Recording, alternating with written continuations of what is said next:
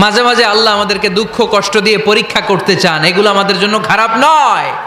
এই দুঃখ কষ্ট বিপদ আমাদের কোমরকে সোজা করে, আমাদের পায়ের মাটিকে শক্ত করে, চিল্লায় বলেন ঠিক কিনা? প্রতিকূল পরিবেশে কিভাবে বাঁচতে হয় এই দুঃখ কষ্ট আমাদেরকে শিখায়। এজন্য মুমিন বান্দার বৈশিষ্ট্য হচ্ছে দুঃখ কষ্ট বেদনা জ্বালা এগুলোতে সে আপসেট হয় না, সে হাল ছেড়ে দেয় না, সে ভরসা রাখে একজনের উপর, চিল্লায় বলতে হবে তিনি কে? কারণ মুমিন জানে রাত্রি যত গভীর হয় অন্ধকার তমানিসা ভেদ করে সুবহে সাদিক হয়।